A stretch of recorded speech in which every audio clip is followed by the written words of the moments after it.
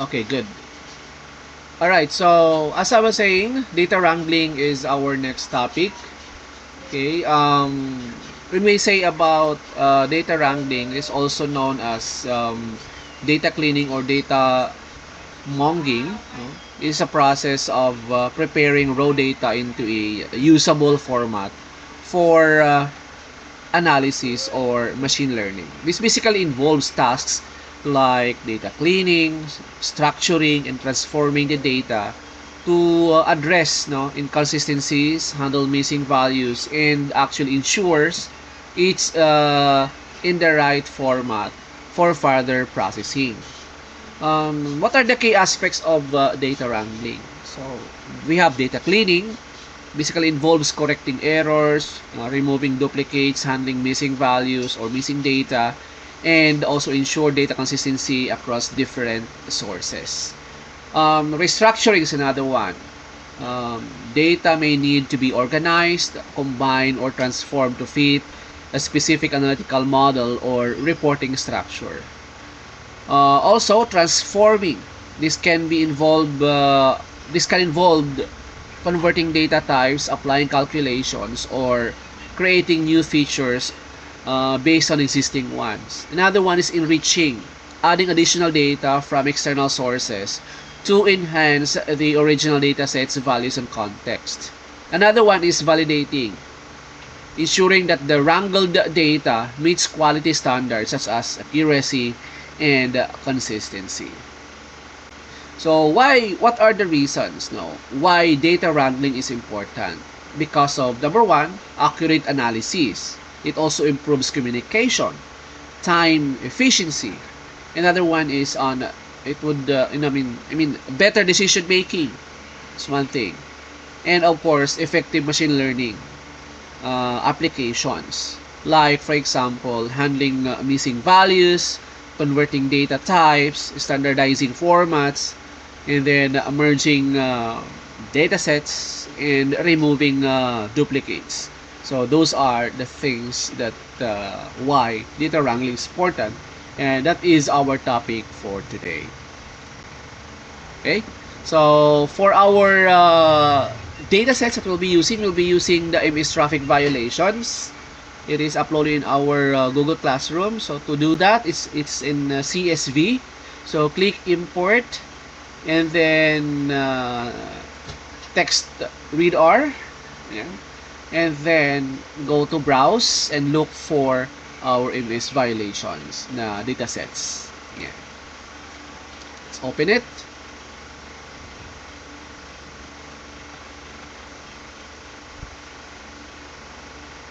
Right there.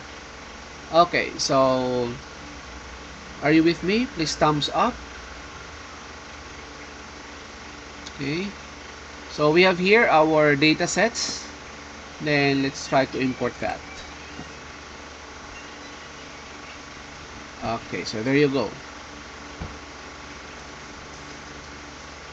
Right. So let's go back here. So remember, we have the following columns, and this also be our variables that we will be utilizing later on. Ito yung i-manipulate natin for data wrangling purposes. So in this data, we have about like 758,412 observations with 9 variables, right? For these sessions. Okay, so let's try to import kasi our data. So we have, let's try to put our data in a variable container such as my data utilizing the MS traffic violations. So ito yung nagamitin natin all throughout instead of this long name, the MS underscore traffic violations. Right? So don't forget to run. Okay? So we will be using the TDverse and ggplot2. So if you do not have these packages, all you've got to do is to install it by going to Tools, Install Packages, and then from here it should be in cron, and then write TDverse. Okay. then click install. Do that as well for your ggplot2. Alright? Okay ba tayo doon? Please thumbs up. Okay. So, we have here, import natin, library. We have tdverse. Okay, don't forget to run. Also, library, ggplot2. Okay, run. Okay, from here, we will just select, okay, particular columns. So, we'll be using the function select for this purpose. Let's say, for example, I will name this as my new table 1 or new tbl1 as my new table. Then I will be selecting a particular a particular column only for this person. Remember, we have 9 variables or 9 columns, so we'll just use only, like, for example, 5 of them na the column or variables instead of 9. So I'll be using the data sets, the my data. What are the things that I'm going to use only? We have here the county from my data. What else? Sex, race, for example, the age, and the violations. Okay, so run. Okay, so I have here our new table, again with 758,412 observations with only 5 variables instead of 9. So we have only 5. What are the variables? That are the count. These are the county, sex, race, age, violation. Let's try to check. There you go. Is it visible in your end? Alright. Okay, so let's go back here. So we have a new table as table 1. Then, let's say, for example, I just wanted only to view, okay, from my data, I want only to view those with Rankin County. Okay, Rankin County lang ang gusto kong makita. Okay, na in the county. I will not be seeing Forest, Octi, Beha, Warren, and among others. Only Rankin County gusto kong makita. So, how are we going to do that? So, example, ang command is that, let's say for example, R county as a new table, no? And then from my date, the command here is to filter. Okay, we will filter it by using the filter function, my data as our data sets. Okay, then I will only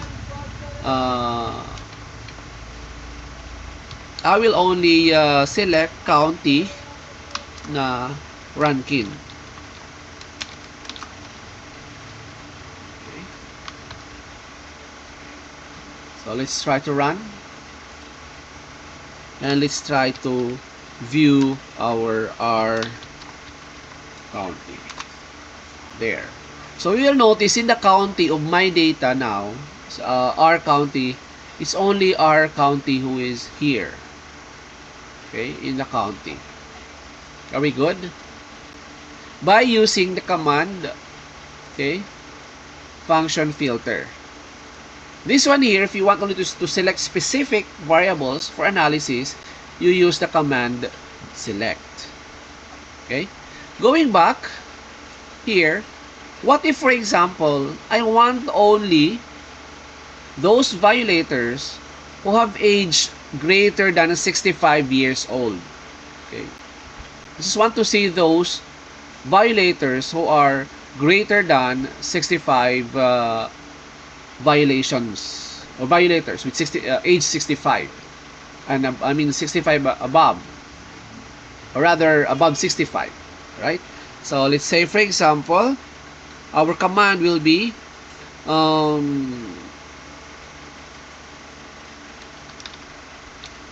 R county. It's come from the R county table. Okay, let's say, for example, 65. Okay, so we say filter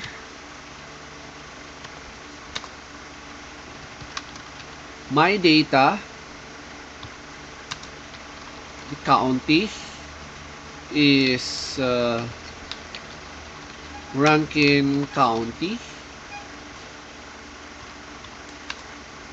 and then age should be greater than 65, and let's say, for example, age 65, yun lang naman ang hinihingi natin.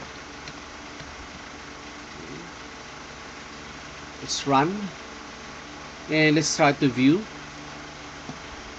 Yan. So, you will notice yung age is only above 65. So, 66 and above. Hindi nasama yung 65. Okay? Or, what if, for example, above 65 years old, but the violation, for example, is D36 in Rankin County. So, to do that, it's very simple. Let's just copy this. Okay? Sabihin natin D36. Okay, so ganun pa rin, county is Rankin County, age should be above 65 years old, but the violation is equal to D36. There you go. We have 39 pounds. So again, county is Rankin County. Age should be above 65 years old. So you'll notice walang 65 years old dito. It's above, from 66 and above. And the violation is D36. Alright, are you still with me? Are we good?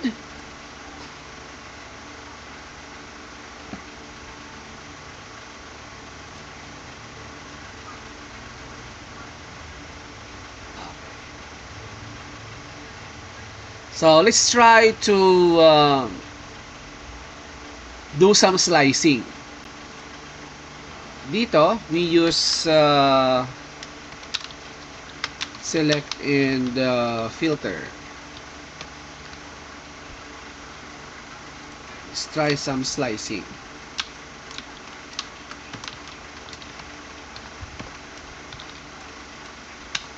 Okay, let's say, for example, we have a new variable s, then the command is slice.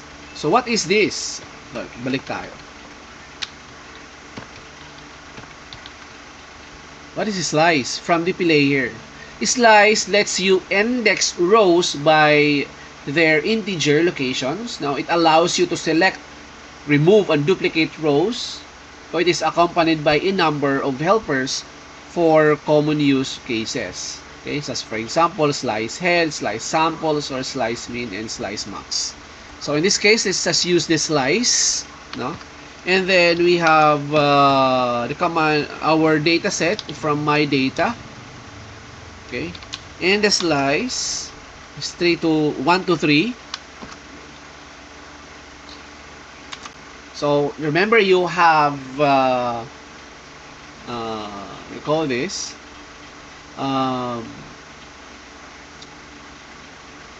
758,000 plus observations. Now you will notice we have only 3 observations. Yeah. So let's try to check other possible commands, such as slice age. Okay, yung age ang pagbabisihan natin. So we say slice pa rin. Let's say minimum my data age. So yung minimum, yun ang kukunin natin. Okay, so I have only 1 observations. So age, yung pinakamaliit, is 11. Okay, 11 years old, from Jackson County. Race, sex is male, and the type of violation is D36. Alright. Going back, for example, we wanted to arrange our data sets by county and date. So to do that, so the command to arrange,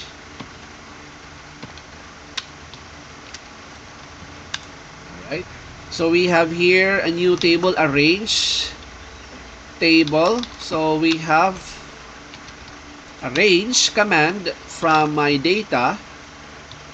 Then we have county. We'll arrange it by county and by date. Oops. Yeah. So let's try to check. Dad, I can't. When I watch the TV, LG stole my phone now. Alright. So we have here our arrange. Remember, county and date yung ginamit natin as our parameters to arrange. So they are already alphabetically arranged, and the date is also arranged accordingly. Now you will notice we have so long codes if we do some filter, slicing, and selecting. Diba?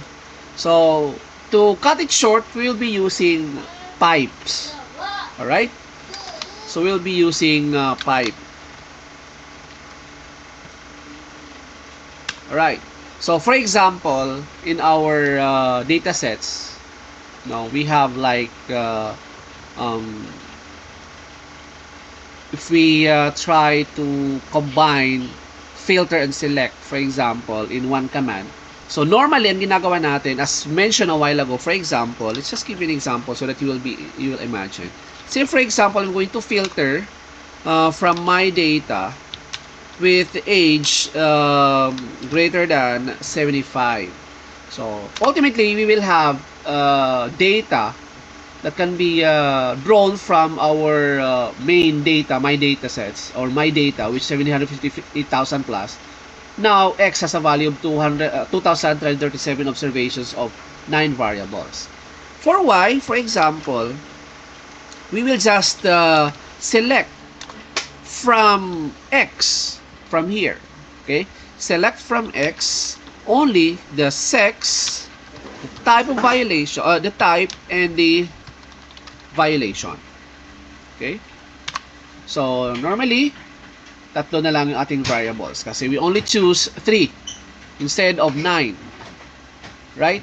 Then, we combine the two. So, we have, for example, X2. We combine the two by select. We have here filter, my data, age greater than 75, and then sex, what else? Type, and violation. So if we combine the two, so yan, it will give you the same observations for Y, for example, yan. And then for X2, combining the two, the X and Y, we have the same output. But medyo mahaba siya. So gagawin natin is to use the pipe. Okay, how do we use pipe? For example, I will use X3. So my data, then the pipe is percentage greater than percentage. That's the pipe. We have filter. We have then age should be greater than 75. Then end of the pipe. Okay. Then we select sex, type, and violation. So it will ultimately give you the same output as what we did here. Ito. Right? So na maraming code. Yan. So we have X3. It will give you still the same outcome. So yan ang advantage of using pipe. Okay. Pipe basically avoids repetitions of using the call of our main dataset, which is my data. Meaning to say that the my data dataset is applicable for filter here, itong code na to, and in the select, instead of writing my data and my data again here. Alright? So that's the advantage of using pipe. Are you still with me?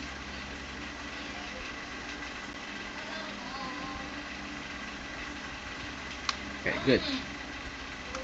Okay, so let's try to do some extractions, no?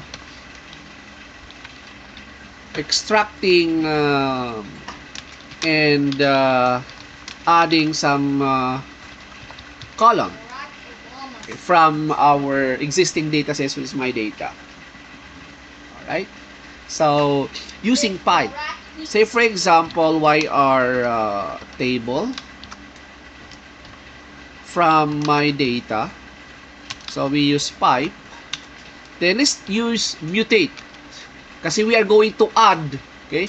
Mutate basically creates new columns that are functions of existing variables. It can also modify, for example, if the name is the same as an existing columns, or delete columns by selecting their value to null. Yan ang gamit ng mutate. So, this time, mag-a-add tayo ng new column from our existing my data, which has 9 variables. So, magiging 10 na siya. Alright?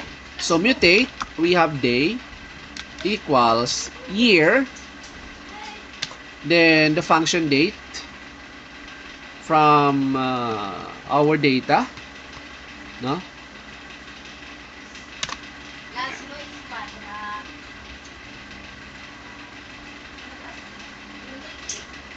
Oops, forgot to put another pipe. Yun. Let's try to see. Yan. So you have here, we have extracted the date here. Itong 13, 10, 14, what else? 25. 13, 10, 14, 25. So, nakuha nyo? We just extracted the date or the day from the date na tawag nun, na column to add a new column here. Okay? So, for example, we wanted to create a new column, the cohort of our birth cohort, no, of our violators, following the date, assuming the date of their birthday. So, yung cohort, gagawa tayo dito ng another column sa Y table. Okay? So, let's say this will be our Y TBL2. Okay? Then, gagamitin natin yung YRTBL.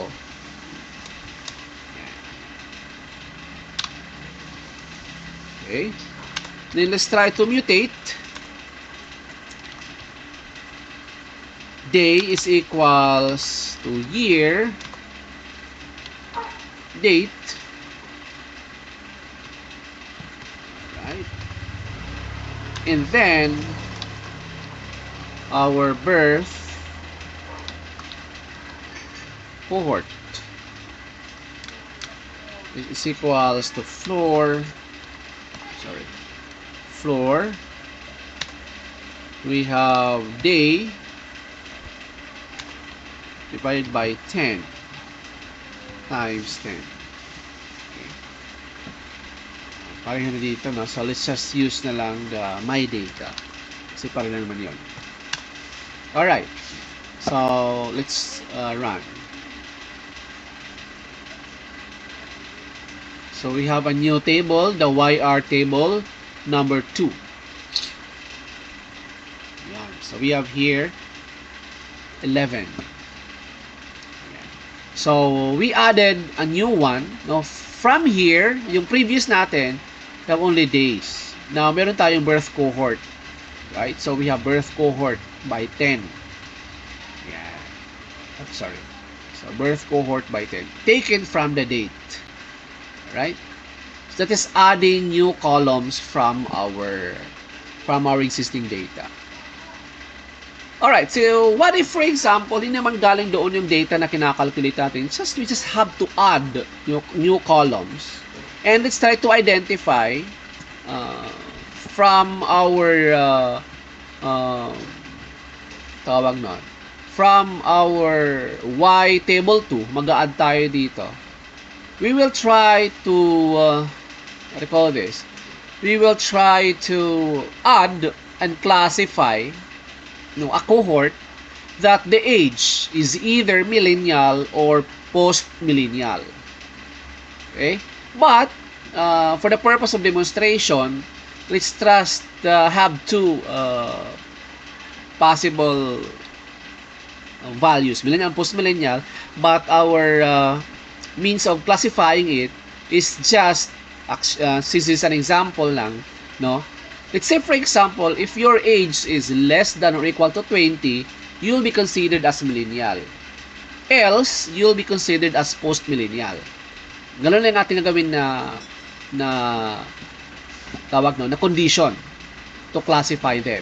Either millennial or post-millennial using age as our parameter.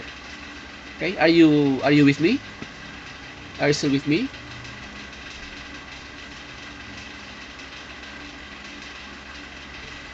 So let's say for example, this is our year TBL 3. Okay?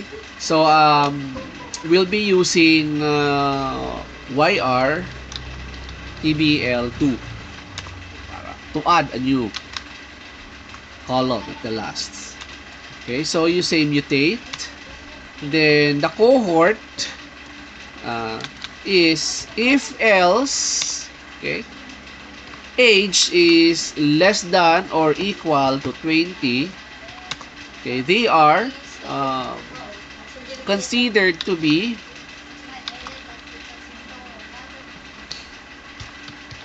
millennial. Okay, else they are post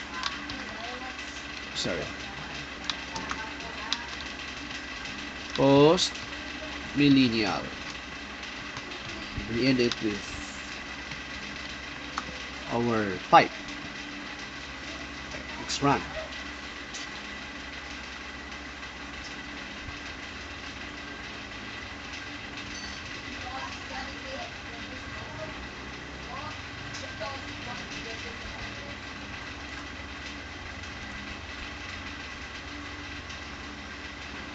Oops.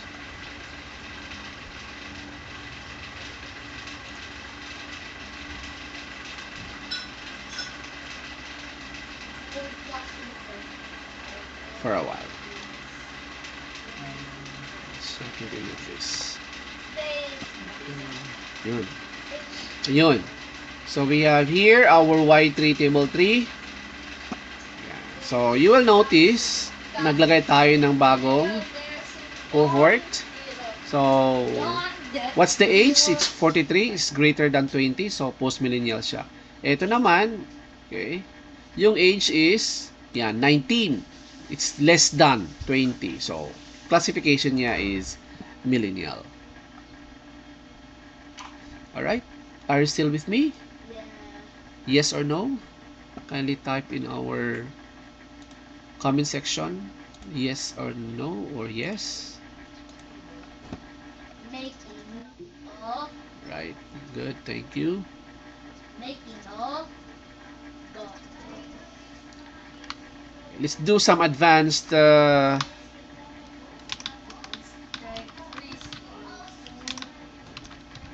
wrangling.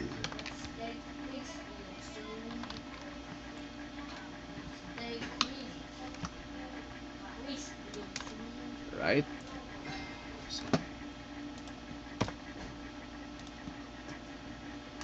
So let's do some splitting using group by, no? And do some summarization from our my data. Okay, let's just to remove this kasi masyadong marami na siya. We will go back to my data.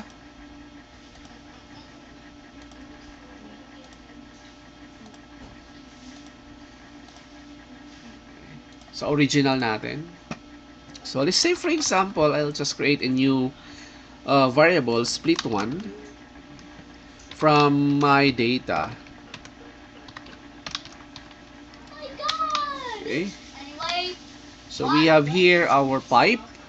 Then we use filter, and then is okay, should not be a null, or should not have no null values or missing values. Okay, then yung basis is race. Alright, then our pipe. So meaning we're checking our data that there should be no null values. Our indicator is from race, kasi race ang gagamitin natin for this purpose, at the same time yung age. Okay, so we will try to group our race by, okay, group the data by race rather, okay, from our my data. Then we will try to summarize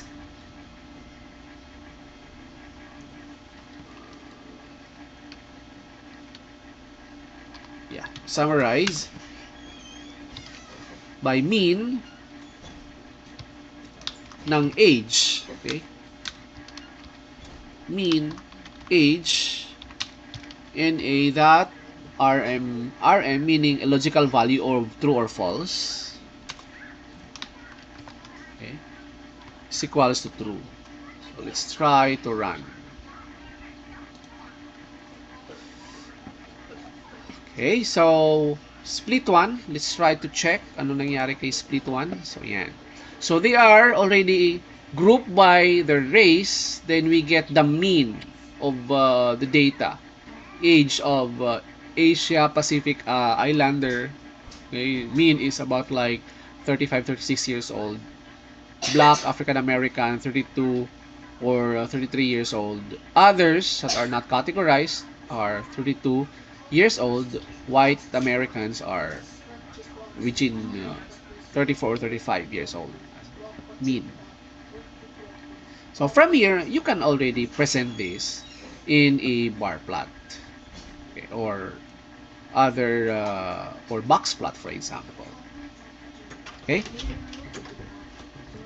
so let's try to check the summary.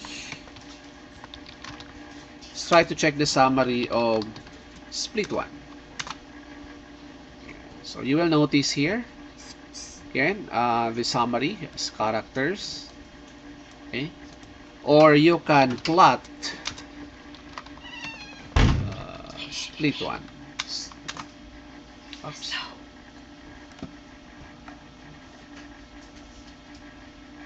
Yeah, error cut, because our data has a text value anyway.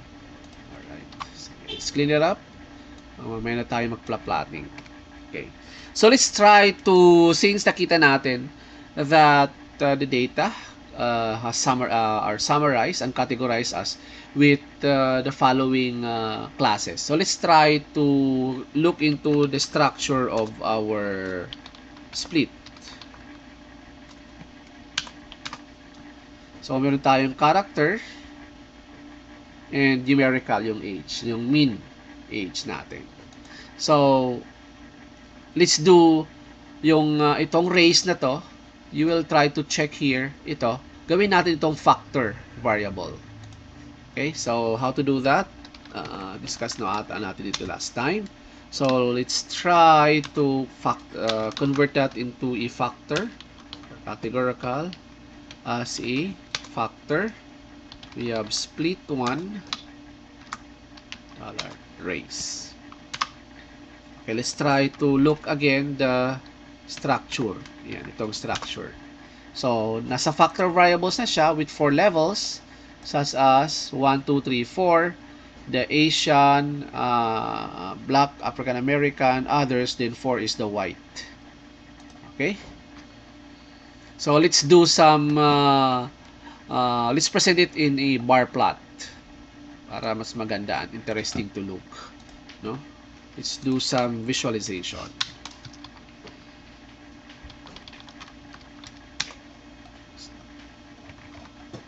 Okay, so gagamitin natin yung ggplot. Okay, then yung split aesthetics, X will be our race, y will be the mean age. Then, yung G yung bar natin, we have statics, we fill by mean age. Stat value, to override no, the geom bar, we will be using identity. Okay. And then scale, fill. Sorry.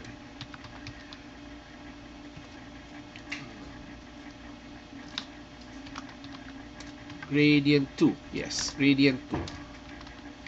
To low will be white. High shall be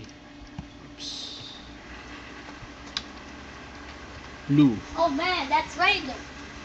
And then mid will be, for example, red. Oh, pink. We have midpoint, say 25. Okay. Then we will try to put the X and Y, tawag nun,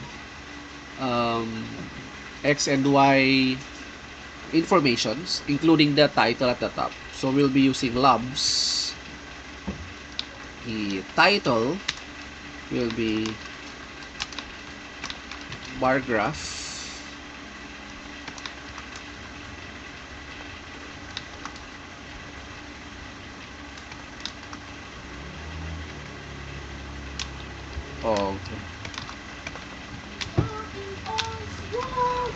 Of violations,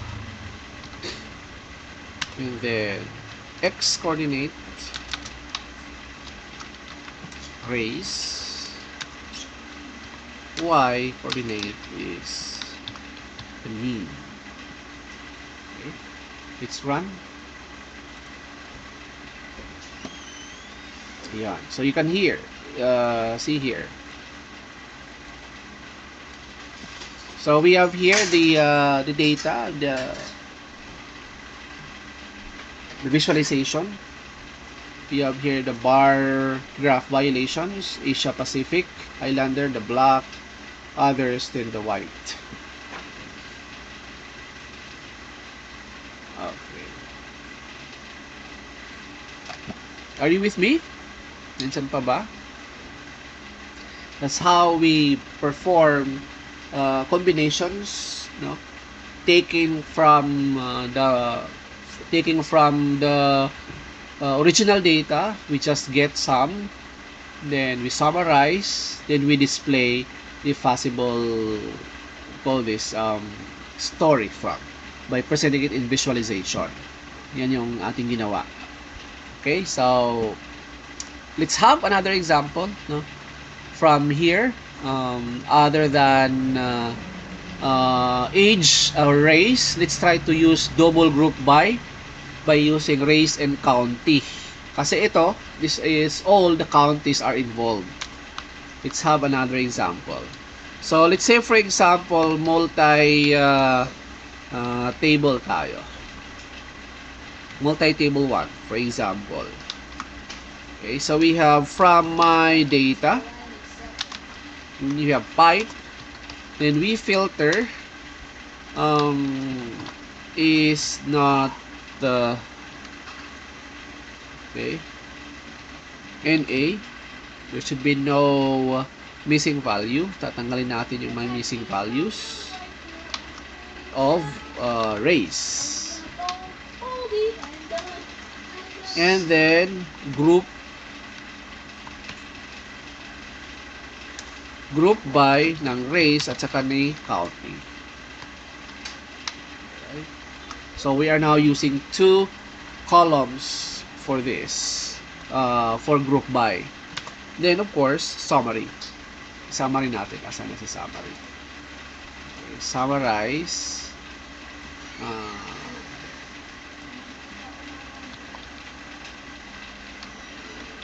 summarize the mean age. Mean will be age that in ARM equals true.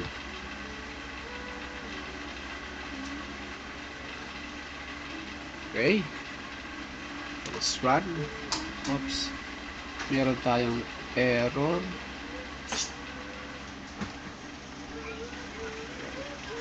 Summarize.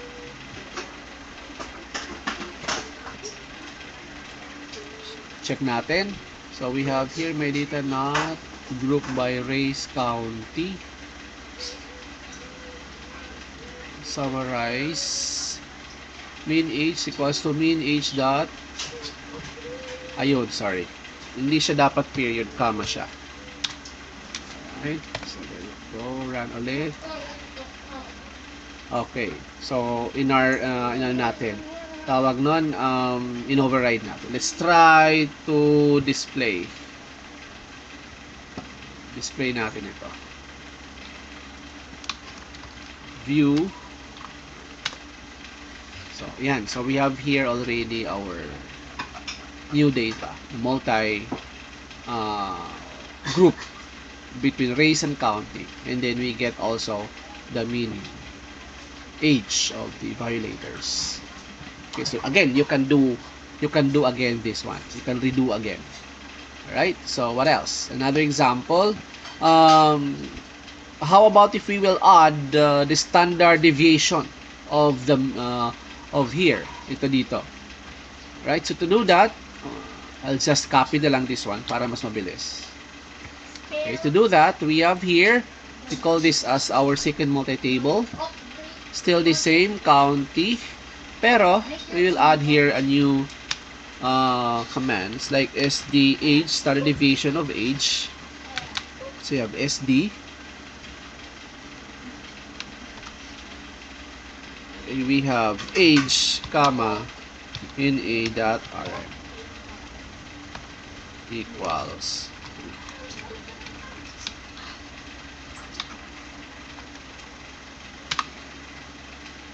Okay, so let's try to view.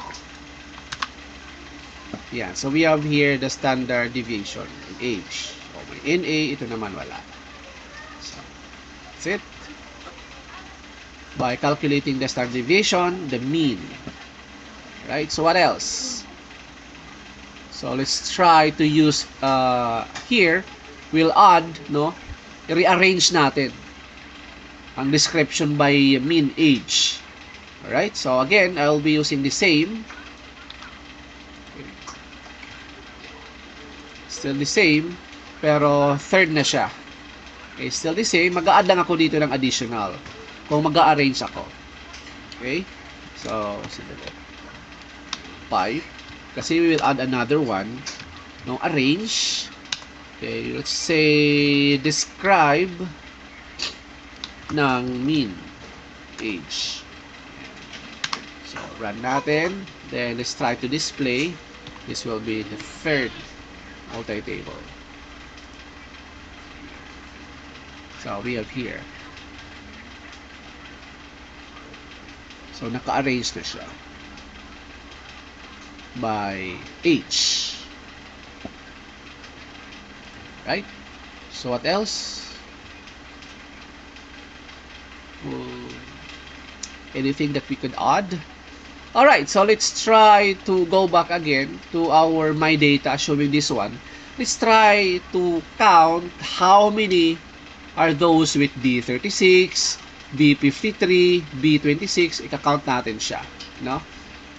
So, this is part of data wrangling pa rin.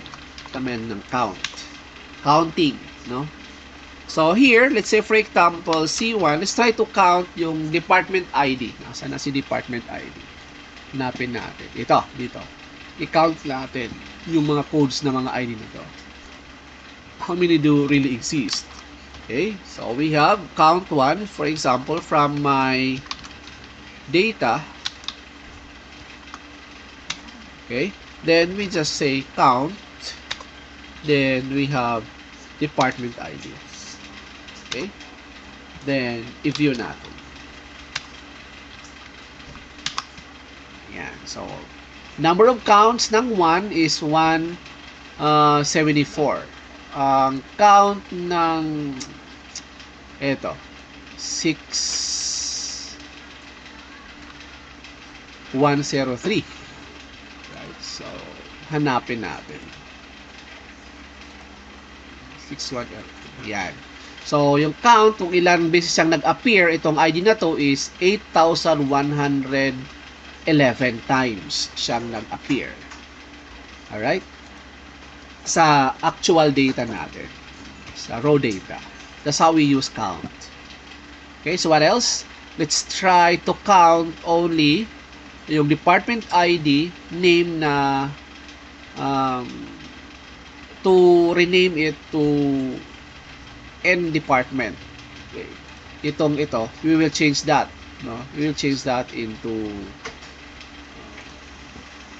we will change this to N department. Number of times the department ID appears. Okay, so let's say C2. We have my data.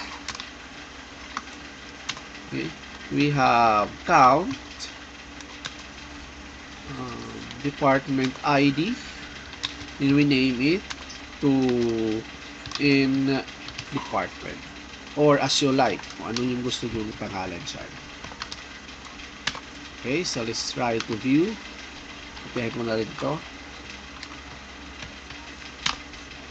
Yeah, so from N, naging N department na siya. Okay, so let's try to sort. No? Instead of arrange, isosort natin. C3 equals my data. Okay, we have count, department ID, comma. Again, name will be in department.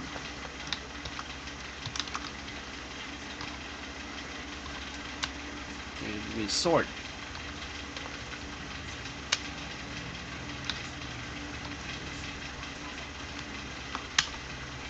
Okay, so let's try to view. So, naka-arrange na siya from yung in department from highest to lowest. So, ano yung mga departments na may pinakamaraming violations? Yan, nag-appear. So, yan, ito. So, ID na 2504. So, how many times siyang nag-appear? 33,438 times. So, maraming mga violators doon sa department na yan. Alright? So, let's try do some summarization of this department na column. Okay? So, let's say this is our C4. My data. So, we will try to group it by department ID. And then we summarize. In department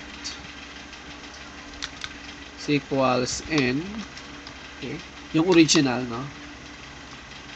And then we arrange descending order, sorry, yung ating department.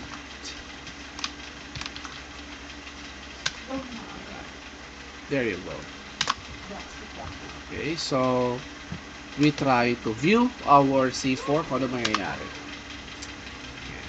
So we have summarized. Okay. And arrange. Okay. Next is let's try to do some tally by group of group by our department. So let's say this is C5.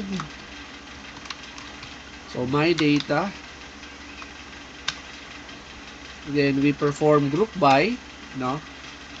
Department ID. Then we tally by sorting it to true, and then name is equals to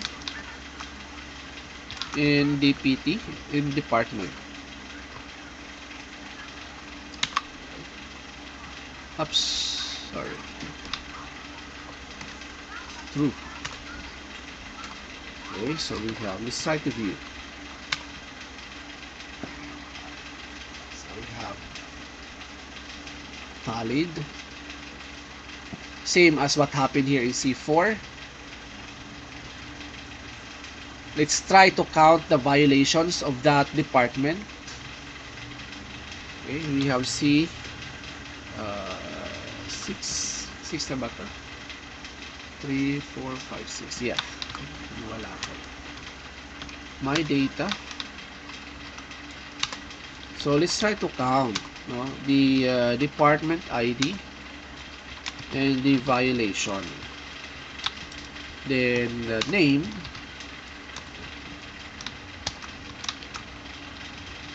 In department. Okay, so let's try to view. Yeah. So number of violations for this, you can also rearrange that or sort. Pwede itong sort na. So start to see. So sorted na siya. So, yung violation is 92. Ito siya kadami. So, D36 naman sa 2504 department, ito naman kadami. Okay? Are you still with me? So, that's the basics of data wrangling for this topic. I'm sorry, I have forgotten something. Another one, yung last na to, is joining tables. Okay?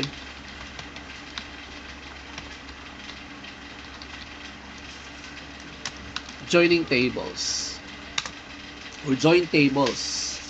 Okay? So, remember, meron tayo pina-download sa inyo. You'll be using the MS traffic violation. So, mag-a-add tayo ng bago.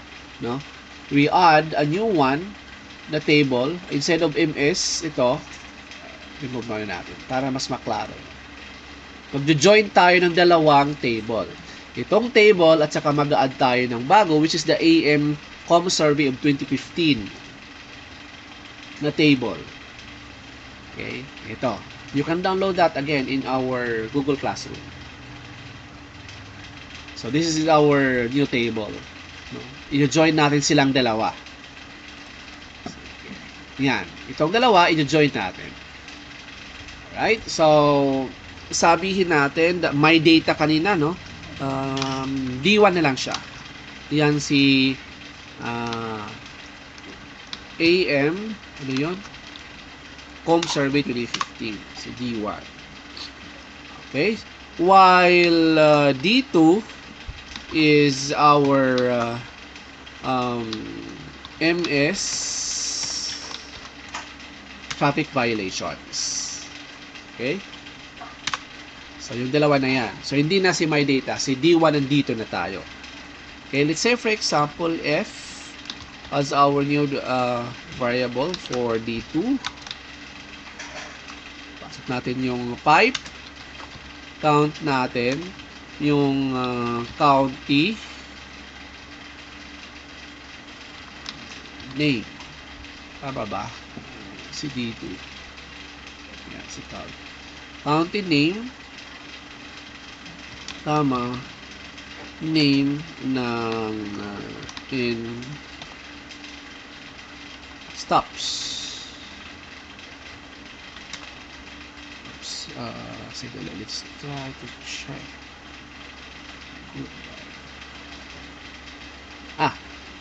From dito, it's capital county.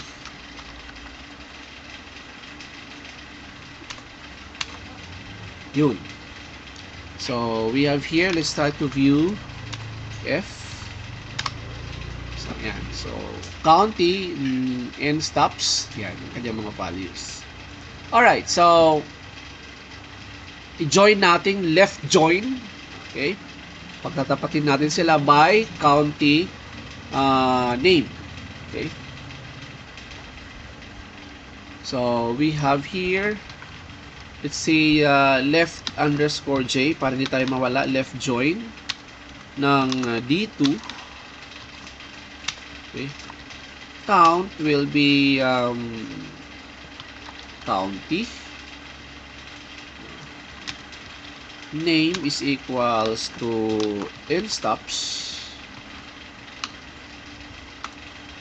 Then we have to do left join from the player from D1, no, am survey by equals cbind our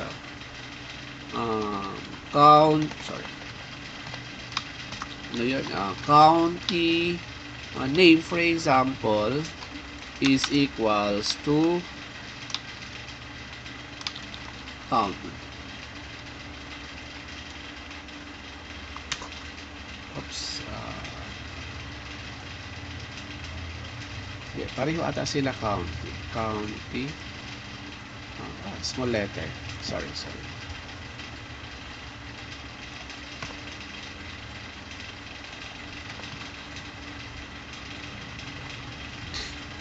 Oops. Join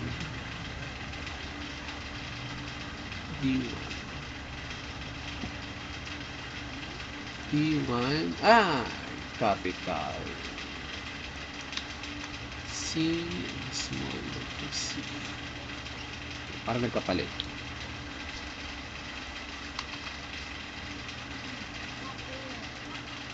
Yun. So, nagkapalit lang sila. Okay, so let's try to view our left joined. Ito siya. Kung ano nangyari sa dalawa. Sa dalawang table na yan, ginoin natin sila by county. So, by county na end stop. So, wala nang laman ito dito. Okay, si nag-join na silang dalawa. Okay, itong D1 at dito by county. Okay, itong county versus itong county sa D1. Okay? So, let's try to look into some violations of D2. Dito natin is MS traffic. Okay. So we have here, let's say violations D2. We have the count, county violation ng D2. Okay, then name it as our no violations. So let's try to view our violations. So yung walang violations from this county with B02, tatlo lang, number of violations, and so on and so forth. So kinount natin. So let's try to do some a wider view of our count ng violations natin. Wide view using pivot command. Okay, so let's wide view using pivot. Okay, so to do this, still violations pa rin na gamitin natin in a wide view. Okay, wide view. Tingnan natin. We have here violations from this one, itong na-produce natin na wide view. Okay, so we have here the pivot wider. Yeah. Then names from our violation. Okay. Then the values from will be the number of violation. Okay. The number of violations. Okay, so let's run. Violation. Oops. Violation. There you go. So let's try to view our violations underscore white. Yan. So, instead of going down, okay, ang ginawa niya is, pag ganito siya. Okay, nakuha nyo? Are you with me? Nakatali na siya. Okay, ito yung mga violations, number of violations on that particular county. Ito yung intersections. Are we good? Are you still there? Hello? Kindly type yes or no in our comment section.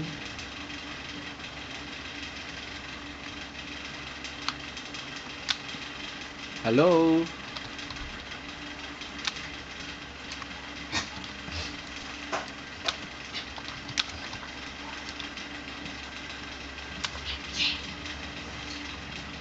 Are you still there? Paki-type. Paki-type doon yung mga nandyan pa. Okay, so we have last one na to, violations, pero long version naman siya. Okay, yung kanina, ito, yung long version, ginawa nating wide version. Okay, ito ngayon, long version ng mga gawin natin. Of the wide. Meaning to say, babalik tayo dito. We expect na babalik tayo dito. From the wide version. Ito yung wide. Alright, so, long violations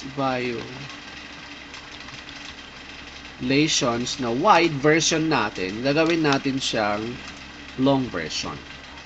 Okay, pabalik. We have here pivot longer false is equals to county name, comma, names 2 will be violations, values 2 will be the number of violations. Oops. Ito. Hindi ito nag-exist. Sorry. Okay. Yan. So, let's try to view our new table.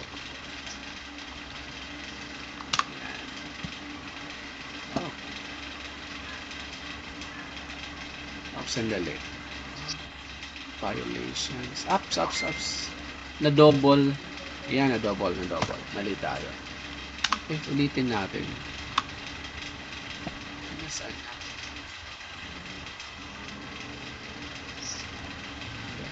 Violations long.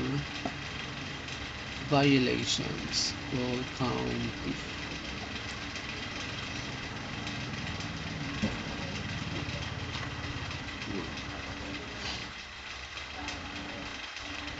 Yan. So, pabalik tayo. Pababa. Okay, nakuha? So, from the wide version, bumalik tayo dito. Pababa. Ito yung original. Ginawa nating wide. Then the wide, pabalik tayo. Pababa. So, that's how we use the long view and wide view or wider view of pivot tables. Okay? Questions, clarifications? So, from here, pwede ka nang makapag-display ng bar graph or line graph or box plots and among others before tayo gumawa ng models. Okay, so that ends for this discussion.